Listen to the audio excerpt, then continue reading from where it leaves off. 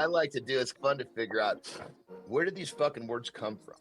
And then Like, where I think your drawers, does that come because you put your drawers in a drawer? They had to bring a fucking bulldozer through to just shove cars out of the way to get the fire engines through. To get, if that doesn't, that's like movie stuff.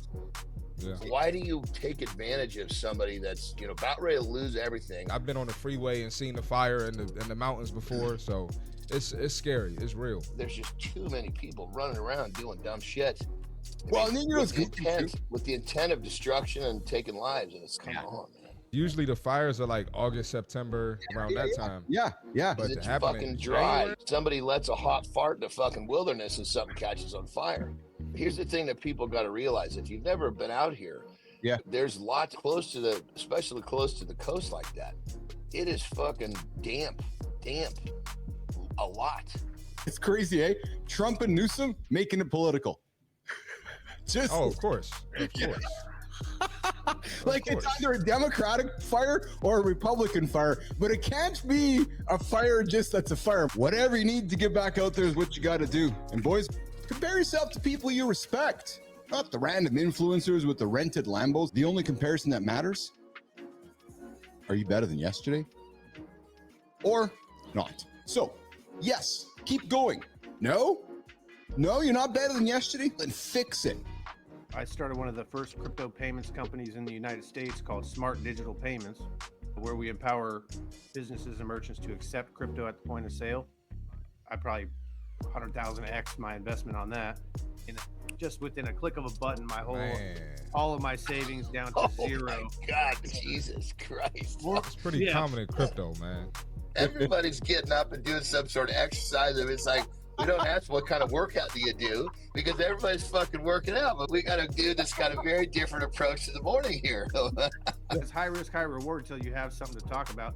If you don't have anything, then you got to put everything. I was going to college full time for business management while I was holding two jobs, one at a bar and one at the college I was going to school at, getting my kids to school, to daycare, to work, to college. And it was fucking insane and unsustainable. And then the pandemic kicked in and I had to stop all of that. And it was like just the most ridiculous full stop I've ever had in my life. You don't have to kill yourself every day. You don't have to empty the tank every day. Some days go in there, give yourself 20, 30, 40 minutes of low intensity work. Do some mobility, do some stretching, do some yoga. Consistency over intensity always wins. That's the fitness tip for today. Discipline is doing the shit you need to do even when you don't want to. And that right there is the foundation to freedom. I spent the last $300 I had on train tickets. My daughters and I pretty much trashed and sold everything we had and came out here to South Dakota, to this tiny little town with 700 people in it. Sometimes us guys have too much pride and ego in the way where we can't make the right decision. It was either sit here and piss and moan about the fact that I failed in the Web3 space. Temporarily, I'm still there and I still have all of my experience. I got lucky and that I was smart enough to use my brain during the pandemic and realize I could do something else with my time. Most successful people have made it to that mountaintop. They make a bad decision or two and they slide back to the bottom, but they realize that they can make it back to the top because they've got the shit they need to do it. Our kids, they don't give a shit what we say, they give a shit what we do. They imitate what we do. So the question we got to ask ourselves is, are we giving them something great to imitate? It's different, frankly. I'll just say it's different, right? So because it helps bring sensitivity out. It helps bring an emotional side that you maybe didn't know you had. I had to find some level of sensitivity because they had to see it from somewhere, and I don't really have family around. The idea is that we're going to franchise this brand and build small farms in different local communities that they could use this brand. When they grow their food, they can sell the food in these packages in their local markets and completely change the food distribution chain. You see him shake his head, these motherfuckers gave me a castrated goat. What the fuck is wrong with that? Right. Your purpose is admirable and it's the right thing, brother. Would you do that with us? Motivation will come and go like a fart in the goddamn wind. What you need is discipline. And discipline is doing the shits you need to do even when you don't want to. Hey, what's crazy? He was like real monotone, but then his story makes you go, whoa. Silent killer. Yeah. He's just a Well, he did. He took that monotone to the.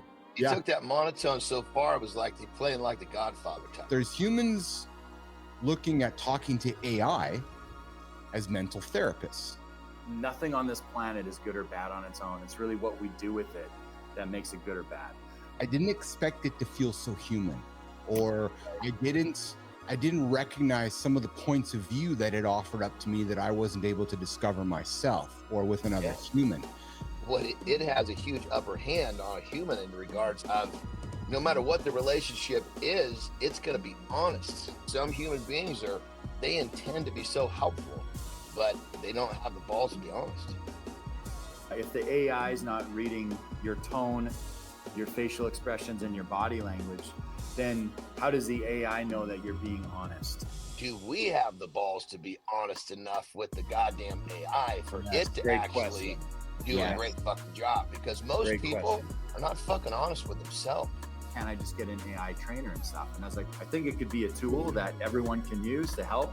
The stronger that relationship is, that is the greatest predictor of successful outcomes over anything else, for any skill, any tool. People can know exactly what you can give them the golden fucking nugget, and they got to go A, B, C, D to get it. They just won't fucking do it. What you need is to show up here every single day and do it again tomorrow. And then when you fall, come back and do it again tomorrow. As we get older, you get more comfortable with your life and more comfortable with dying. But then you're like, oh, hey, I look around, I'm going to go ask it this question. Because I know Google never gave it to me, but now this thing can possibly give it to me. When you're working with someone in the gym, that's a mutual relationship. Like, they're benefiting from you and you're also benefiting from them. What's going to happen when the majority of the population has basically realized that the robot is better at what they do than they are? It's holy shit, you fucking lost your purpose of what you do in life. And that's why these conversations are being had about, does Canada become a 51st state? Do we make a big union in America? But he's got a fucking vision that is massive. You got to be willing to do what you need to do. Yep. Stay in the game. Once you start breaking the laws, you're not in the game anymore. Most dating advice for men, it's either cringe, outdated, or borderline manipulative. But what if real dating success wasn't about cheesy pickup lines or playing games? What if it came down to one thing, understanding women on a deeper level?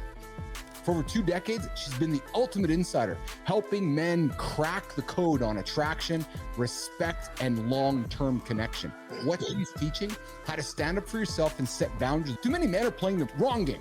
Marnie knows how to change the rules and win. You don't need tricks, you need clarity, you need confidence, and you need a wing girl who's been there, done that. We've never found a wing, like this, the wing girl. She's a wing girl. Wouldn't every man like a wing girl? That's always a wing man. That's awesome, right? It's just another day on the calendar. So, right. If you don't like what somebody's saying, change the channel, go have a different conversation. If I took some extra time to deliver the joke, maybe you don't have to drop the F-bomb. Just because we did a thing a certain way doesn't mean we can't do things a certain way differently tomorrow. We're just trying to give men a place to reconsider. We're trying to give men a safe space to be heard. That takes balls, guys. It takes balls. So that's the show we have here. Once you get comfortable talking to that person over there, that's when it gets really good. So you guys give me a reason to get up.